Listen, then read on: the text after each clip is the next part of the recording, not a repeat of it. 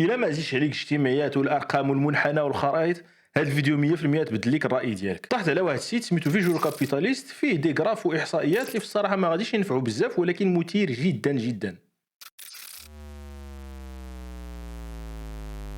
هاد الجراف كيوري لك شحال ربحوا الناس من عام في العمر المتوقع حسب كل بلاد. مثلا في مالي في 1965 كانوا الناس كيعيشوا في معدل 32 عام، كان كياكلهم السبع.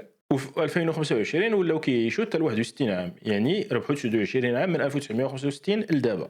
في المغرب مثلا في 1965 الناس كانوا في العادي كيعيشوا 46 عام، ودابا ربحوا 30 عام، ولينا في معدل كنعيشوا 76 عام. اللي مات في 76 عام كاع ما يبقى فيه الحال، راه ما ضاعش. اللي مات قبل 76 عام مسكين راه ضاع، واللي عنده اكثر من 76 عام ومازال عايش راه ديناصور. ساوث السودان هما اكثر وحدين كيموتوا بكري. في 1965 كانوا كيعيشوا معدل ديال 29 عام، كانوا عايشين اكسبيديشن 33 ان ريل لايف، داكشي ديال اكسبيديشن 29. وفي 2025 ربحوا 29 عام، ولاو كيعيشوا 58 عام، اللي مازال دابا قليله بزاف. باش ما ينقرضوش خص كل مرة عندهم تولد 10. يلا يجيبوا التعادل مع هذا المعدل. اللي كيعيشوا اطول وقت هنايا هما كوريا الجنوبيه والامارات. في 1965 كانوا يعيشوا 56 عام. الصراحه كوريا كنت متوقعها، الناس في اسيا معروفه عليهم كيعيشوا بزاف، ولكن الامارات راه قالوا البنا كاع فيه الدو ما تيقناهمش. المهم ولاو في 2025 بالنسبه لكوريا كيعيشوا 84 عام، والامارات ولاو يعيشوا 83 عام. شفتك بحال بدا يديك الناس فيق فيق.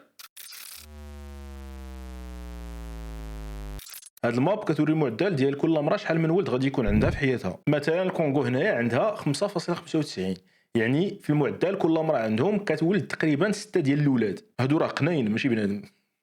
في المغرب عندنا 2.21، يعني في المعدل العيالات عندنا كيولدوا يلاه جوج ولاد. واللي خصكم تعرفوا هو باللي باش تكون بوبوليشن سايز ستابل خاص يكون ريبليسمنت ليفل فوق 2.1. يعني اي بلاد عندها اقل من 2.1 راه العدد ديال البشر في ديك البلاد غادي وكينقص، وداك العدد اللي ديجا كاين غادي وكيشرف، يعني القضيه حامضه. حنا الحمد لله 2.21 يلاه جايبين التعادل. داكشي علاش مر الاحصائيات كانوا الناس كيتوقعوا غادي يكون العدد تزاد، وفي الاخر لقاو ما تبدل فيه والو، حيت ما كانتزادوش. يلاه اللي مات كيجي رومبلاسمون صافي. اللي كيخلع في هذه الخريطه هو من غير لافريك راه كلشي غادي وكينقرض. في اسيا يلا عندك كازاخستان، منغوليا، باكستان وافغانستان. في امريكا اللاتينيه عندك فنزويلا، بوليفيا وباراغواي. الباقي كله راه قل من 2.1. داكشي علاش ولاو كلشي الدول كيشجعوا الناس ديالهم يتزوجوا ويولدوا، ولكن الصراحه ما خلاوهمش فيمينيست. نضحكوا غير نكته.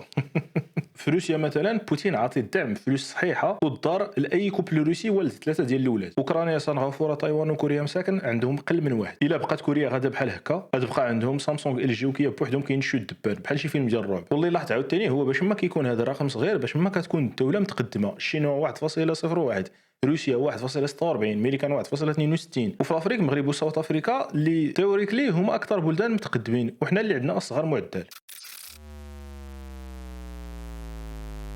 هنا كيبان لينا 4 ديال اكثر اللغات اللي كيهضروها الناس في العالم: لونجلي، الشينويه وبالضبط المونداران، الهنديه والسبليونيه. وهنا باش تعرف بلي لونجلي حاكمه العالم كيهضروها مليار ونص ديال البشر. واللي واعر في هذا السطات هو بلي غير 26% من هذا مليار ونص اللي اللغه الام ديالهم هي لونجلي، اما 74% غير تعلموها. الشينويه هي كيهضروها 1.2 مليار ديال الناس، ولكن عكس لونجلي قليل اللي كيتعلمها. يلا 16% اللي تعلموها وقراوها. واحد الملاحظه اخرى دايرين في مونداران اللي موني بحال الماندارين.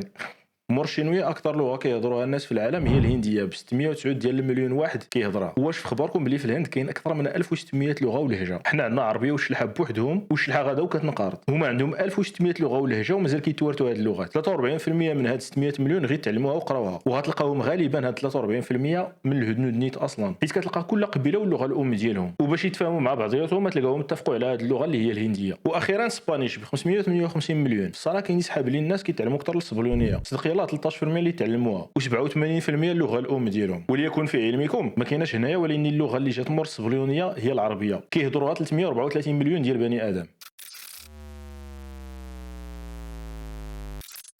هاد الماب غادي تعجب بزاف ديال الناس. هنا عندنا النسبه ديال التضخم في كل بلاد في العالم، باش ما كيبان لك حمر غامق، باش ما فلوسكم ما يشريو لك الطبسله. اول حاجه خصنا نشوفوه هو المعدل ديال العالم كامل 4.2%، يعني في التيوري صافا.